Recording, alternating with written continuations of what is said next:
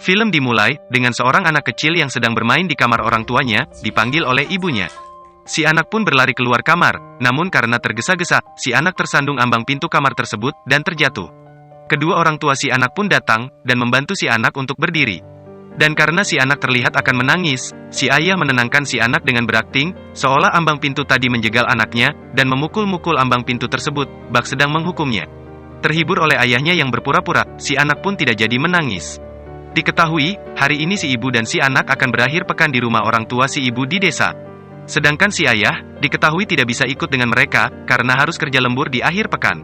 Sebelum berangkat, si ibu mengingatkan kepada si ayah, untuk tidak melepaskan kertas jimat yang tertempel di kusen pintu. Diketahui, jimat tersebut pemberian seorang mudang, yang tengah menjaga penduduk kota, dari kesialan dan nasib nahas. Bukan tanpa alasan, tiba-tiba penduduk di kota ini dibagi kertas jimat. Diketahui, tragedi hilangnya seorang pelajar, dan seorang detektif di daerah mereka, dipercayai oleh sekelompok mudang, dan beberapa penduduk kota, adalah ulah dari arwah jahat. Selain itu, mereka percaya, bahwa sesuatu telah membuat arwah jahat, bisa masuk ke dunia manusia. Dan sekarang ini, para arwah jahat tersebut bergentayangan di kota, dan mungkin akan mencelakai manusia. Mendengar hal tersebut, si ayah mencemooh istrinya itu, yang masih mempercayai hal-hal mistis seperti itu, di zaman yang sudah sangat modern seperti sekarang. Mendengar tanggapan dari suaminya, si istri meminta suaminya itu, untuk berjanji tidak melepaskan jimat tersebut. Dan setelah si ayah berjanji, istri dan anaknya itu pun berangkat ke desa. Selamat datang di kanal LKS Movie. Di video kali ini, saya akan melanjutkan kembali alur cerita film, serial antologi horor yang berjudul Gudam. Alur film yang berjudul Threshold ini, sebenarnya episode ke-7 dari serial tersebut. Namun seperti yang saya bilang di dua video alur film Gudam sebelumnya, karena serial ini episodenya sengaja dibuat acak oleh sang sutradara, dan tidak disusun secara kronologis, maka saya akan menyusunnya secara kronologis, untuk teman-teman. Di awal video barusan, kita melihat si istri menyinggung perihal hilangnya seorang pelajar dan seorang detektif. Dan kedua orang hilang tersebut, tidak lain adalah dua tokoh yang ada di episode Dimension.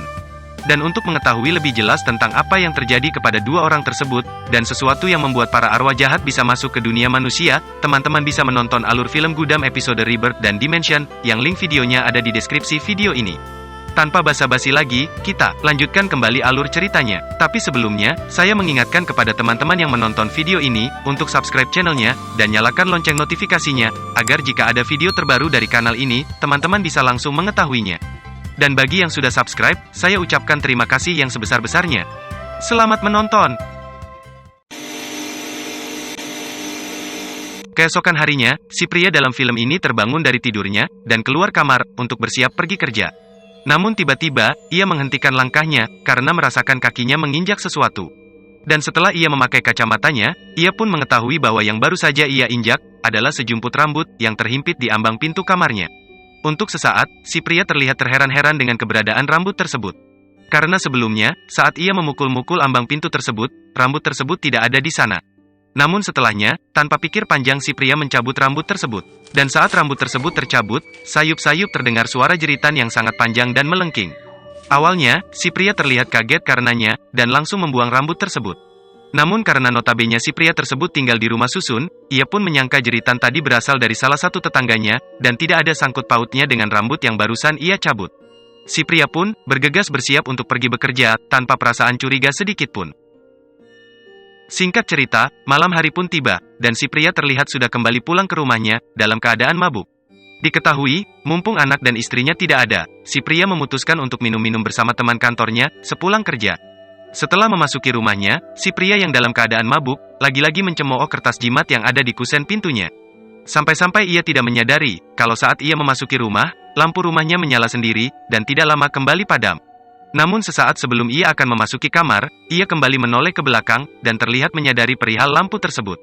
Si pria pun berpikir bahwa hal tersebut hanya halusinasinya saja, karena pikirannya yang terpengaruh oleh jimat tersebut.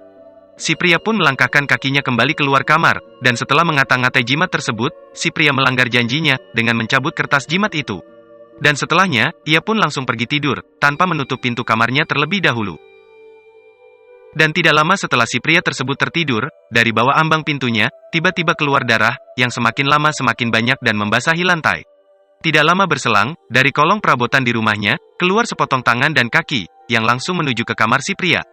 Tidak lama, si pria pun terbangunkan oleh darah yang menetes jatuh ke wajahnya, dari arah langit-langit kamar. Si pria pun melihat ke arah langit-langit dan alangkah terkejutnya dia, ketika melihat sepotong tangan yang jatuh ke lantai, dan langsung merayap ke arah depan tempat tidurnya.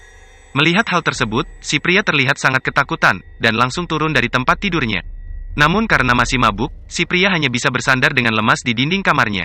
Dan, dari balik tempat tidur, tempat sepotong tangan tadi pergi, keluar sesosok makhluk tanpa mata, yang langsung berjalan mendekati si pria.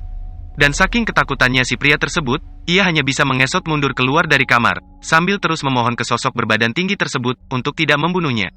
Dan sudah jelas, sosok tersebut tidak akan mendengarkan permohonan si pria itu.